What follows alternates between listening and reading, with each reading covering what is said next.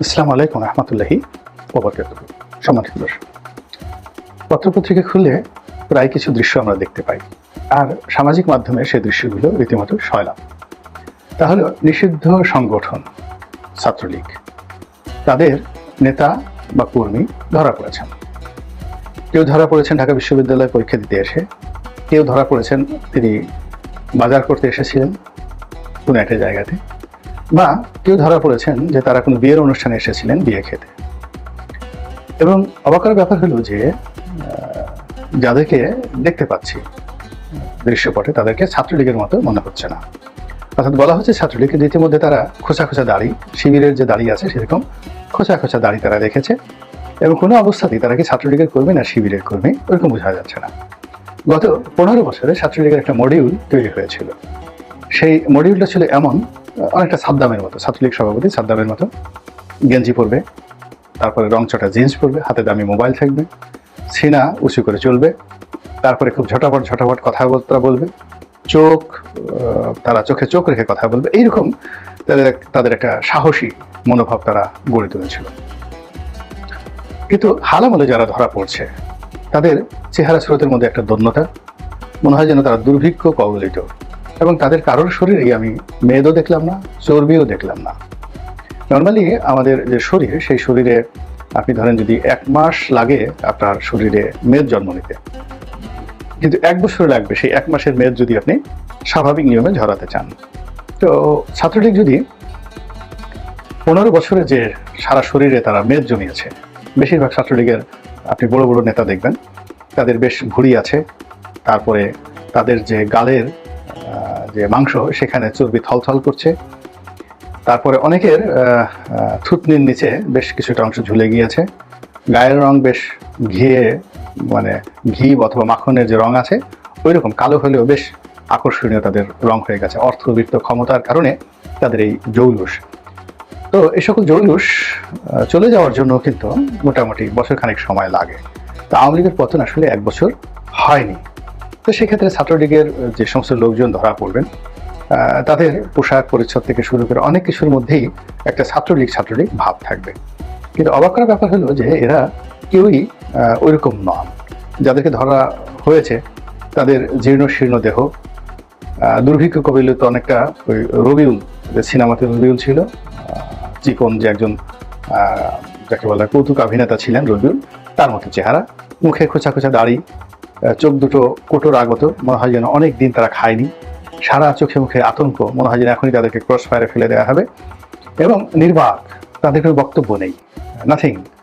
সাধারণত শক্তিমান বা যে কোনো একজন লোককে ধরলে তার বক্তব্য থাকে, কাউন্টার থাকে। এই যেমন ধরুন ছাত্রলীগের কয়েকজন নাম করা লোককে ধরা হয়েছে, যেমন শামসুনার হলের সভানেত্রীকে ধরা হয়েছে বা সাধারণ সম্পাদক, তিনি ওই অবস্থাতে জয় বাংলা বলে স্লোগান দিয়েছেন, মুষ্টিবদ্ধ হাত উপরে উঠে জিন্স প্যান্ট পরে, মনে হয়েছে না বাঘের বাচ্চা, ধরেছে তো ধরেছেই। তারপর সেই 32 নম্বরে বেশ কয়েকজন ছাত্রলীগ নেতা বা নেত্রী বা কর্মী, তাদেরকে ধরা হয়েছে, তারা ওখানে বসে জয় বাংলা জয় বঙ্গবন্ধু বলেছে। এরপরে ডক্টর আসিফ নজরুলের যে সাবেক স্ত্রী রোকেয়া প্রাচী, তিনি যে সাহসিকতা নিয়ে রায় বাঘিনীর মতো যে বক্তব্য দিচ্ছেন, অবস্থা দৃষ্টি মনে হচ্ছে যে বাংলাদেশে যে শেখ হাসিনার শাসন নেই, এটি রোকেয়া প্রাচীকে দেখে মনে হয় না। তিনি আগের মতোই সাহস দেখে কথাবার্তা বলে যাচ্ছেন।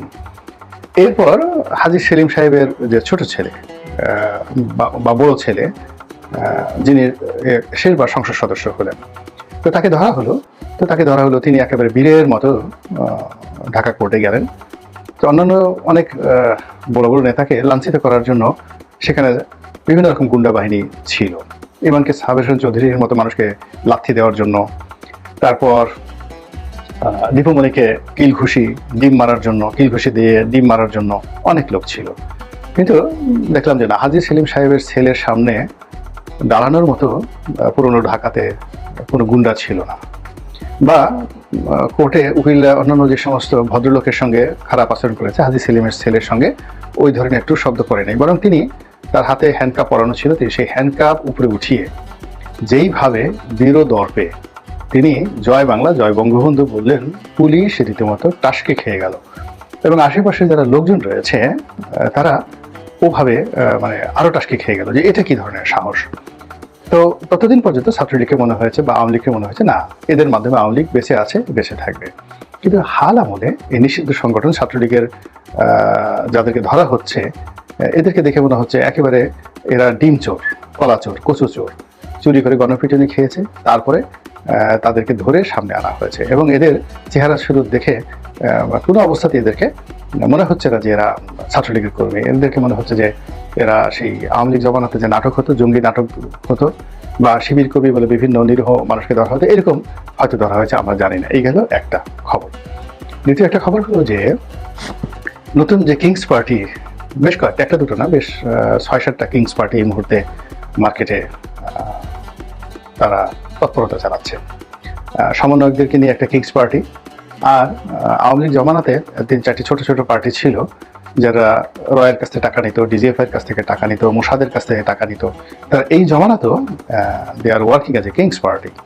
তারা জামাতের বি টিম, সি টিম বা ডক্টর মোহাম্মদ ইউনূসের বি টিম, সি টিম হিসেবে খুবই সুকৌশলে তারা কাজ করে যাচ্ছে। এবং এই যারা কিংস পার্টি আছে তাদের প্রধান টার্গেট হলো, তাদের তো আসলে লোকজন নেই, কর্মী নেই, আবার অনেকের টাকাও নেই, টাকা নেই।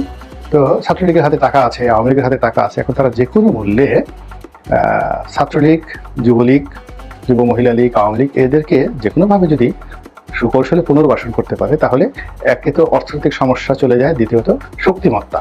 মানে এরা ছাত্রলীগের অনেক যারা আছেন, যারা রামদা চালাতে এত সুন্দরভাবে তারা রামদা চালাতে পারেন, যেটি দেখে আপনার মানে মন ভরে যাবে। চাপাতি, কি করে চাপাতি চালাতে হয়, এটা ছাত্রলীগ গত 15 বছরে তারা যে ট্রেন আপ হয়েছে, তাদের চাপাতির সামনে দাঁড়ানোর মতো অবস্থা এখন কারোর নেই। এবং তারা কিছু কিছু ক্ষেত্রে রক কাটার ক্ষেত্রে সেই শিবিরের যে ঐতিহ্য, সেই ঐতিহ্যটাও কিন্তু ছাত্রলীগ ম্লান করে দিয়েছিল। তো এই জিনিসগুলো এখন এরকম একটা মিলিটেন্সি, এরকম একটা শক্তি, এরকম একটা ফোর্স, এটিকে কোনো অবস্থাতে হেলাফেলা করা যায় না। এই জন্য এদেরকে পুনর্বাসন করার জন্য, নিজেদের শক্তিমত্তা বৃদ্ধি করে বিএনপির বিরুদ্ধে লাগানোর জন্য, ক্ষেত্র বিশেষে জামাতের বিরুদ্ধে লাগানোর জন্য, ক্ষেত্র বিশেষে আওয়ামী লীগের বিরুদ্ধে লাগানোর জন্য একটা বিরাট চক্র কিন্তু বাংলাদেশে কাজ করে যাচ্ছে। তো যাই হোক, সেই কাজেরই একটা ধরা পড়েছে, সেটা হলো ঢাকা শহর থেকে শুরু করে সারা বাংলাদেশে যে সকল সিটি কর্পোরেশন রয়েছে, পৌরসভা রয়েছে, এখানে যে সকল কাউন্সিলর রয়েছেন যাদেরকে সরকার পদচ্যুত করেছে, তাদেরকে আবার ক্ষমতা ফিরিয়ে দিয়ে এই কিংস পার্টিগুলোতে তাদেরকে পুনর্বাসন করার জন্য যে কথাবার্তা হচ্ছে, সেটি নিয়ে কিন্তু নিদারুণ আলোচনা হচ্ছে। তো এই গেল একটা বিষয়। দ্বিতীয় যে বিষয়টি হলো যে ছাত্রলীগের যারা কৌশলী লোক, বুদ্ধিমান লোক, তারা এখন কৌশলে দাড়ি রেখে, টুপি পরে মসজিদে গিয়ে তারা ইসলামপন্থী হওয়ার চেষ্টা করছে। সঙ্গত কারণে ইসলামপন্থী হিসেবে তারা জামাতকে 1 নম্বরে পছন্দ করছে। কারণ হলো গত 15 বছরে জামাতের একটা বিরাট অংশ তারা তাদের বেশভূষা পরিবর্তন করে, তারপরে পরিচয় গোপন করে তারা ছাত্রলীগের মধ্যে মিশেছিল। ফলে ছাত্রলীগের সঙ্গে ছাত্র শিবিরের যে সম্পর্ক আগস্ট মাসের 5 তারিখ পর্যন্ত অনেকটা আম দুধের মতো। আম দুধ চেটকিয়ে মিশে ফেলে যেভাবে দুধও আলাদা করা যায় না, আমও আলাদা করা যায় না। প্লাস এদের মধ্যে যে কিছু বন্ধুত্ব হয়নি তাও বলা যাবে না, বিয়ে শাদী যে হয়নি তাও বলা যাবে না। অর্থাৎ শিবিরের ছাত্র শিবিরের যে মহিলা শাখা, তাদের সঙ্গে যে ছাত্রলীগের কোনো নেতার বিয়ে হয়নি তাও যেমন বলা যাবে না, আবার কোনো ছাত্রলীগ নেত্রীর সঙ্গে যে ছাত্র শিবিরের কোনো নেতার বিয়ে হয়নি তাও বলা যাবে না। তো বিয়ে শাদীর সম্পর্কটা এত মারাত্মক যে এটা আপনি অস্বীকার করতে পারবেন না। এবং তাদের মধ্যে যদি কোনো সন্তান সন্ততি পয়দা হয়ে থাকে, আপনি তো এই বন্ধন ছিন্ন করতে পারবেন না, আত্মীয় সংখ্যা বাড়তে থাকবে। ফলে শিবিরের যখন বিপত্তি গিয়েছে, তখন তারা যেভাবে ছাত্রলীগ আশ্রয় নিয়েছে, অথবা শিবির কৌশল করে ছাত্রলীগের ভিতরে ঢুকেছে, মূলত তারা বলতেছে ইসলামে এই ধরনের কূটনীতির বিধান আছে, আল্লাহ রাসূলের জমানাতে এরকম ঘটনা ঘটেছে। তো সেই ঘটনা যদি শিবির করতে পারে, ছাত্রলীগ কেন করতে পারবে না? ছাত্রলীগ এখন সেই শুধু শিবিরকে নয়, সে তারা মামুনুল হকের দলে যদি ঢুকে যায়, আট্রশির পীর সাহেব ঢুকে যায়, অনেকে বলছে যে জাতীয় পার্টির মধ্যেও ছাত্রলীগ ঢুকে গিয়েছে। এখন এই যে ছাত্রলীগ, তার যে বিশাল সংগঠন, এই বিশাল সংগঠন সত্যিকার অর্থে যদি ম্যাট্রিকুলাসলি ডক্টর মোহাম্মদ ইউনূসের অফিসেও ঢুকে যায়, তাতেও কিন্তু আমি খুব অবাক হব না। এবং এই যে খোঁচা খোঁচা দাড়ি, তারপর শেষে উপরে পাঞ্জাবি, নিচে জিন্স প্যান্ট, পিছনে চাপাতি, চিন্তা করেন তো কেমন একটা সমীকরণ হবে, যে সমীকরণের ফলে রাজনৈতিক অঙ্গনে যে রসায়ন হবে আগামী দিনে।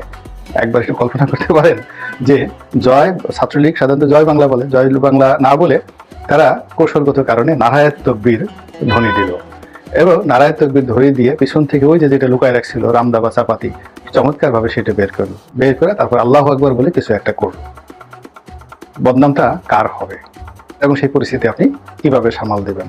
এবং মানুষের যে অরণ্য, অর্থাৎ মানুষের যে ভিড়, এটি এত দুর্বোধ্য, বনের মধ্যে কাউকে খুঁজে পাওয়া খুব সহজ বিষয়, মরুভূমির মধ্যে কোনো কিছু খুঁজে বের করা সহজ বিষয়, কিন্তু জনারণ্যে, মানুষের অরণ্যে যদি কেউ হারিয়ে যায়, সেখান থেকে তাকে বের করা সত্যিকার অর্থে দুর্ভোগ একটি বিষয়।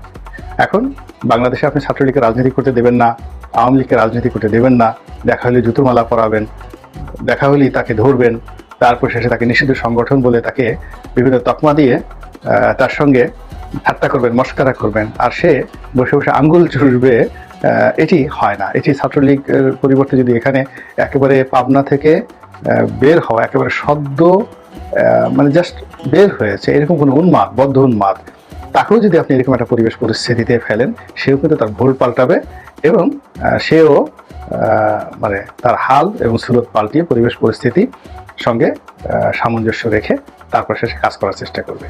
আশা করি এখনকার যারা কর্তা ব্যক্তি রয়েছেন, সিদ্ধান্ত নিচ্ছেন, তারা বিষয়ের গুরুত্বটি বুঝতে পেরেছেন। আল্লাহ আমাদের সবাইকে হেদায়েত দান করুন এবং হেফাজত করুন। আসসালামু আলাইকুম ওয়া রাহমাতুল্লাহি ওয়া বারাকাতুহু।